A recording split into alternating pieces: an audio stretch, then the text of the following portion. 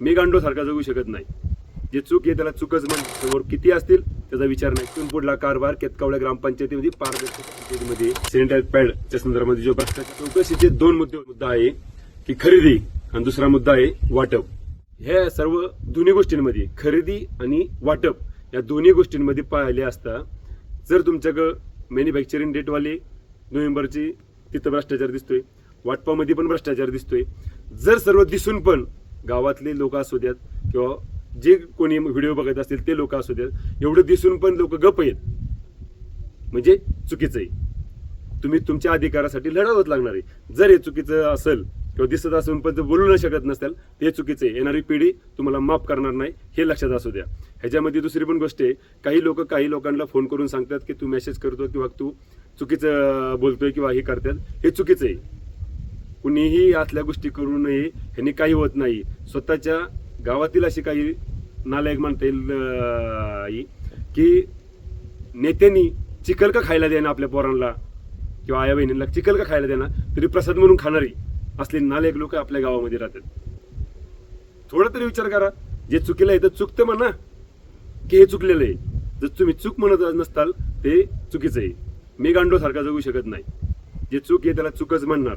मग समोर किती असतील त्याचा विचार नाही केला जाणार. लोकांनी कसं राहायचं काय करायचं लोक बोलत नाहीत. याचा अर्थ असा नाही की लोकांना समजत नाही. लोकांना समजतंय, पुढे यायला घाबरतात.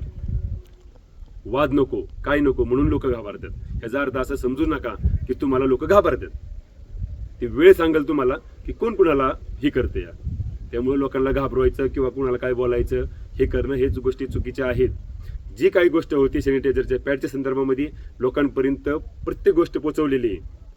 विस्तार अधिकारी असू द्या, सीओ साहेब असू द्या, बीडीओ मॅडम असू द्या, ह्यांच्या आमची एकच मागणी आहे की ह्याच्यात पारदर्शक चौकशी व्हावी आणि या ठिकाणी तुम्ही जो निर्णय देताल तो आम्हाला मान्य राहील. जर चुकीचा असेल तर चूक म्हणा.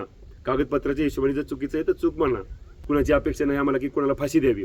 पण इथून पुढला कारभार केतकावळ्या ग्रामपंचायतीमध्ये पारदर्शकच व्हायला पाहिजे. आणि जर नाही झाला तर तुम्हाला तुमची फुकट पब्लिसिटी आम्ही करू. हेच तुम्हाला सांगायचे, बाकी काही नाही. जनतेने ठरवा की जर चुकीचं चाललंय तर चूक म्हणा. येणारी पिढी आपल्याला दोष देईल की तुम्ही काय केलं. त्यामुळे सर्वांना विनंती आहे की आपल्या गावासाठी ग्रामपंचायतीचा कारभार पारदर्शक होण्यासाठी चुकीला चूक म्हणायला शिका. एवढं जरी केलं सांगा की हे चुकीचं आहे.